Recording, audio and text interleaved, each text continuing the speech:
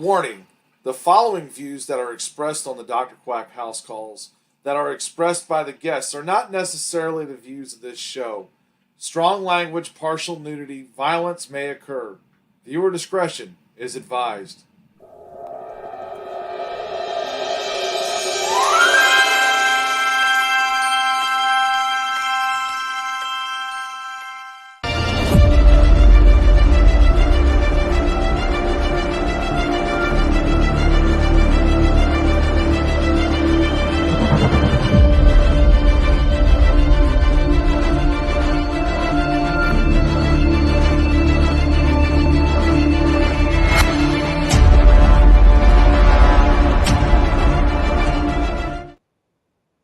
Hello, everyone. Welcome to the House Calls. I'm Dr. Quack, and today we've got our special Backlash preview. But don't let me be alone here, folks. I have actually one man that I am getting ready to bring on, the man, the myth, the legend himself, ladies and gentlemen. A-List Alverson. Hey, Dr. Quack, always good to be in your company here. I noticed that you disclaimed the possibility of partial nudity and violence. I just want to say that on my end, for this broadcast, there are no concerns about that. But I can't speak for you, sir. How are you today? I'm doing good. Look, we had to do that disclaimer because God knows what happens on this show. I know you get some weirdos up in here sometimes, don't you? It's like Jerry Springer, you know, we just do the best we can. What is on the docket today, Senor Quackaroo? Oh, yeah. I mean, we're getting ready to talk about Backlash, but before that, because I want to talk about WrestleMania 40, where you got to be there live. I did.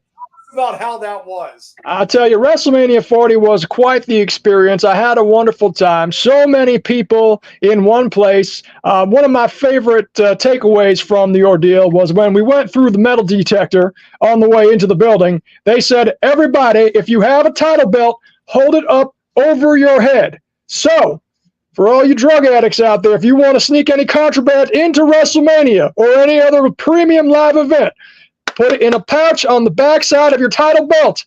Hold it up over your head, and you are in the clear. I do not recommend that, but it will work.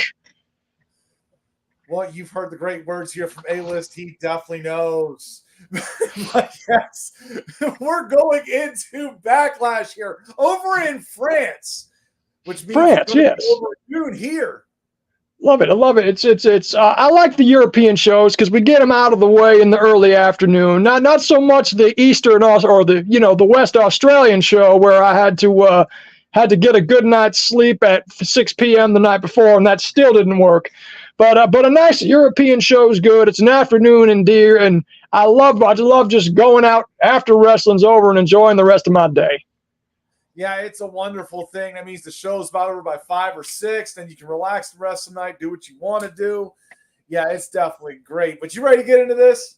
I am ready to get into this, sir. Though we haven't gotten very far yet, but let's go. Oh, yeah, big 5 matches on this card. That's how much they wanted to put here. We'll get into the first one here. Randy Orton and Kevin Owens taking on the Bloodline, Solo Sikoa and Tama Tonga. Yes, yeah. Now, the Bloodline, of course, is going through a rebuilding process, and I think that there needs to be a lot of effort in strengthening that. So, for whatever means it takes, I see the Bloodline going over in this one. Perhaps we're going to get some kind of dissension between RKO and KO, and they'll get a program started and going into the summer months, because what's peculiar about this show is that we're very fresh off of WrestleMania. We're just going through the draft, which by all accounts has been very uneventful. And we are doing this as an international show, which is oftentimes more just a way to, here's WWE. So without the development of the years that we had going into WrestleMania, I think we're going to see a lot of things get kicked off this month versus blown off. And one of the things that needs to get kicked off is the Bloodline strengthening again. Yeah, I definitely agree with that. Solo Sikoa is 1 and I believe 43 or 44. That's an enforcer. Yeah, that's really shaky, and now he's leader of the Bloodline. I'm with you. I don't think they should continue that for a while. They're talking about Roman Reigns now possibly coming back as early as SummerSlam. I'm going even further. I think a Survivor Series. I see some other stuff going on, movies, maybe rehab, stuff like that. But yeah, I'm going with Randy Orton and Kevin Owens on this. I'm going to go against you because I actually think that they're going to continue this losing streak, and there's going to be some blame, and somebody's really going to get their head bashed in over the Bloodlines after Backlash. That's my thoughts. All right, that's an interesting perspective, but it could just work. You never know, man. I mean, God, the way they're booking today, I mean, anything can happen. They always say, "Oh, these shows are predictable." I don't know anymore, man. Exactly. They'll screw it up just to let you know that they did. Yes. See, man understands. Let's get to the next one here. This is for the WWE Women's Tag Teams titles. The Kabuki Warriors, Asuka and Kairi Sane taking on Bianca Belair and Jade Cargill. Now, Bianca Belair and Jade Cargill is a very new tag team. Of course, Jade Cargill is very green on the roster. She only gets shown and paraded out like a pony, because they're not confident in the skills that she has with the experience that she does. But be that as it may, there hasn't been a whole lot going on with Bianca elsewise. So I think if there's one title that changes hands at this show, Bianca and Jade will be the ones that switch the belts and take possession of them. Yeah, I mean, it looks like if you look up and down this card, there's going to be 1, maybe 2. That's going to be hard to really pull off here. And I think you're right on this. This is definitely the one because you got Bianca Belair, you got Jade Cargill out here. They've been bestest buddies. They were partners over here at WrestleMania 40, where Jade got to sit in the corner for 9/10 of the match. But, I think they want to build this up because, they want to have the Austin Shawn Michaels thing going, where they go, I'm the tag team champion and I'm all that and I'm better than you. And then that's when they lose the titles and get into the big squabble. Yeah, Kabuki Listen. Yeah. I don't like you sleeping on Jade Cargill hanging out in the tag team match at WrestleMania, all right? She did what they paid her to do, and they got their money's worth. Hey, she's happy with it. Look, she's like, I only wrestle when I have to. She was in that Mountain Dew commercial, loving it. But you can't mess with money. And that girl, in the role that she is in, is money. Don't ruin a paycheck for everybody. Yeah, I think she'll get better. I think she's, going through Performance Center more and more. You could see it at the Rumble. You could see it here at Mania. I mean, yeah, she done a great job there on that point. She's going to get better. But, yeah, I'm with you. I think tag titles are going to change. She might get better, but on the other hand, she doesn't need to. I mean, look, Bianca is the workhorse. She is established. She can do all the fancy moves, and she can read the psychology book and all that. You give Jade the hot tag, and you've got a winning team. There you go. See, look, the man's already ready to book this stuff. I'm with him on this. We got one more match here we're going to go into real quick because we're going to talk about Bayley and Naomi and Tiffany Stratton, WWE Women's title. Is it Tiffy time? This is just the kind of put the match on the show so we can say we did it matchup of the night. It's a triple threat with no real reason, balance, or concern. They just gave Bayley the belt. It's disrespectful to take a title belt off of somebody who just won it at WrestleMania as early as it is now. So I don't think there's Drew McIntyre. But that happened at the show. It's different. That was the plan going in, right? Now Drew McIntyre, he won the title because a couple of years ago, COVID screwed him out of his stadium pop. So they said, well, we can still give it to him and then go the direction that we want to go. And I think they did that absolutely beautifully. But with the situation like Bayley here, where she had to fight for her life to win the trust and support of the fans back, now they're going to go around and just give the title off to the blonde girl. No, I'm not down with that. Bayley retains tonight. On this night, I should say. I'll ask this. Bayley retains, but who's taking the pinfall? Naomi or Tiffany Stratton? Yeah, I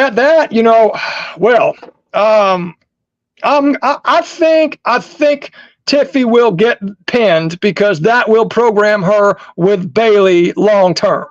That's my answer. Okay.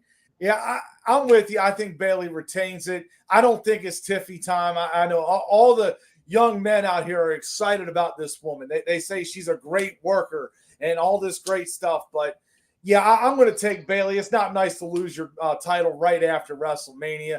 I think Naomi ends up taking the fall here because that's the way they've been booking Tiffy over there. When she's been in multi-man matches, she hasn't been the one taking the fall for some reason. Oh, okay. So you think that they want to put the match in there, but they want to protect the blonde girl, so they put Naomi in there. I got you. All right. Well, I really do. I think she's the odd person out on this, and it's probably Bayley covering Naomi, and I think that's pretty bad because Tiffany Stratton to me is not that great. I'm sorry. I'll say it. Well, the internet disagrees with you, Quack, as per usual. All the time, but they do not like when I say that. I said it. But yeah, we're going to take a quick commercial break here, and we'll be right back.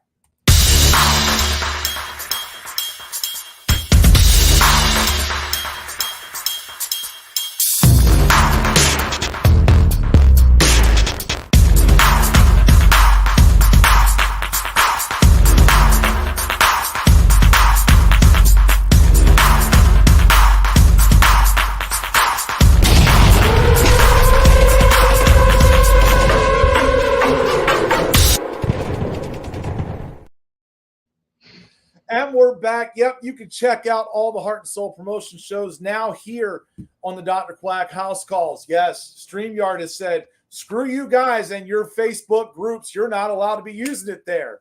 Oh, yes. No, that's not StreamYard. That is Facebook. StreamYard is the forbidden tool on the Meta platform now. And you and I just happen to be grandfathered in from the bylaws and technicalities of old. And I, for one, am very thankful for that, allowing us to be here in this environment, which is going to be increasingly rare as the weeks and months go on. But I'm definitely looking forward to Heart and Soul Promotions. I am still a primary contributor over in that group. As of record, I am still a tag team champion with the OG Bossellini. And hopefully at some point worthy competition will surface, because that has not happened for a number of months. Yeah, I think things are going to change with that. Definitely. Make sure you check us out here over the next few months. You'll be seeing it right here on the House Calls. But yeah, we got 2 more matches. We've got Damian Priest defending the World Heavyweight title against Jey Uso. Again, a guy who just won it at Mania. That is true. That not only did Damian Priest just win the title at WrestleMania, but Jey Uso has been in this spot a number of times before. He had a couple of rounds with Roman. He is the guy, main event Jey Uso, the guy who can work with a top guy, give him a match that you want to see, and then you still believe in him after he doesn't win it. Now, having said that, they have done the old bait and switch, run around back and forth carry board with the Uso man and Judgment Day. You might recall when Cody and Jay won the tag team titles from Judgment Day and shortly gave them back as a goodwill gesture. So there might be some kind of nonsense like that happening. But at the end of the run, I think that Damian Priest will continue to be your World Heavyweight Champion. You know how I said 1, possibly 2? This one makes me really think. You know, they screwed over McIntyre with the title. They gave it to Damian Priest.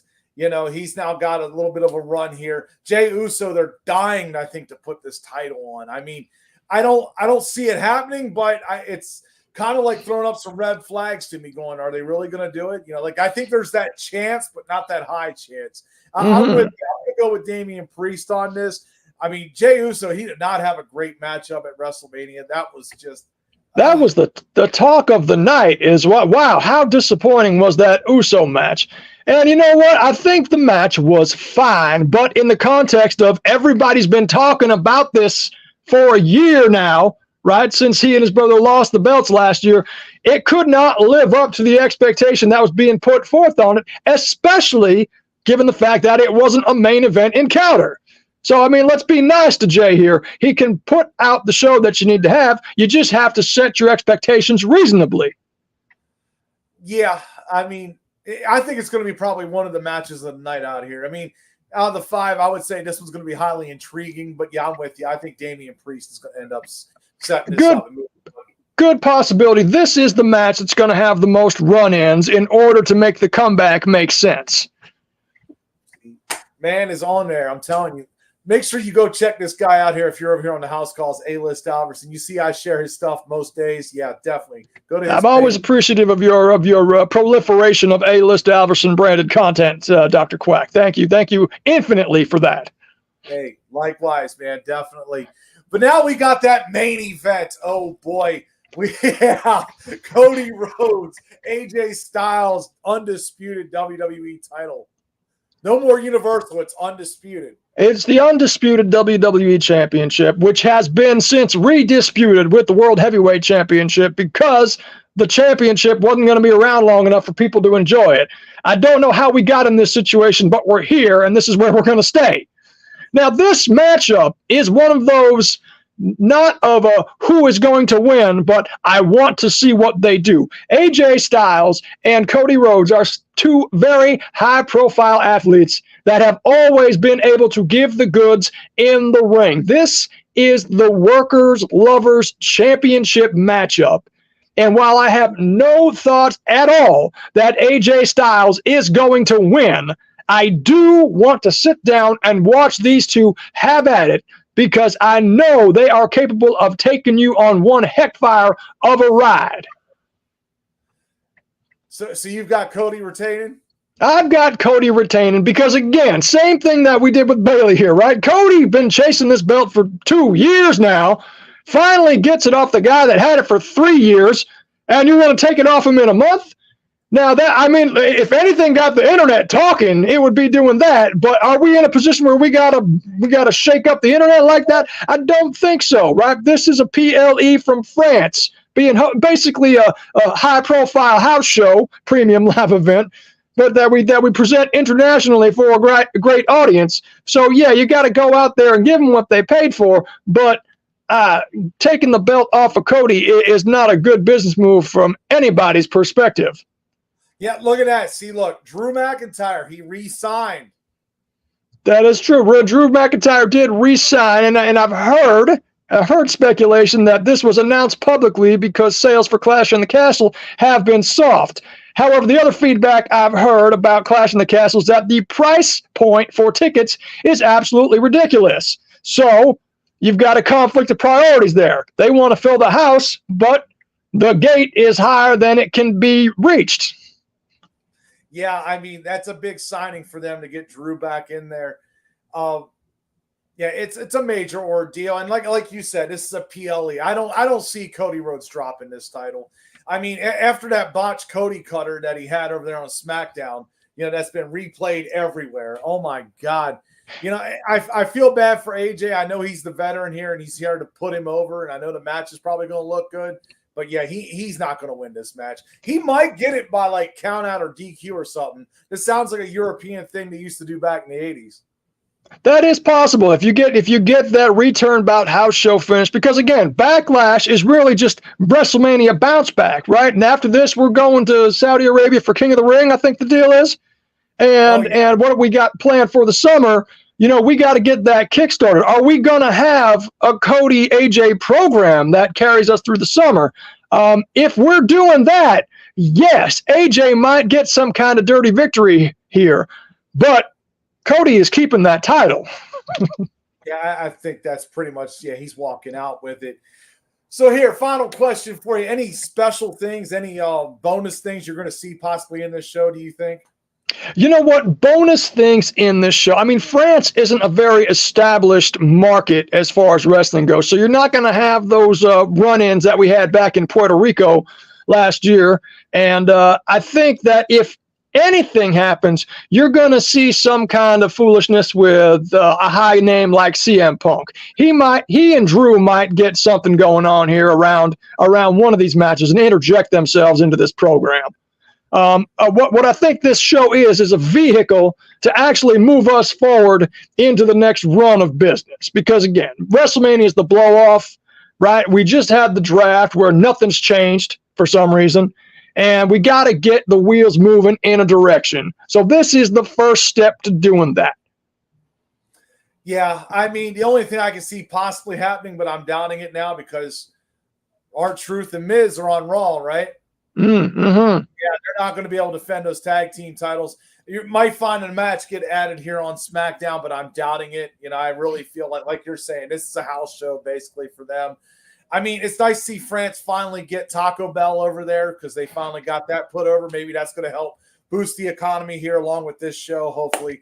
But yeah, I don't see anything extra with this. It's a great. I think it's a great presentation. I think they've got a good little pack of matches here. They can light up some good stories, getting us into the summer. But right now, this is like one of my favorite Backlash main event matches. Right, was Randy Orton versus Edge in the greatest wrestling match ever. We're talking pandemic era wrestling. We're like, what can we put on screen that people will want to watch? All right, let's go with Randy and Edge for 40 minutes. So we've got that match. We've got Cody and AJ, where it doesn't really matter who wins because it's going to be Cody, but you want to see it anyway because they want you to sit down and watch the product. I'm here for the ride. I want to see it. At least it's not WrestleMania Backlash. That's what we're happy on. I hate to see that.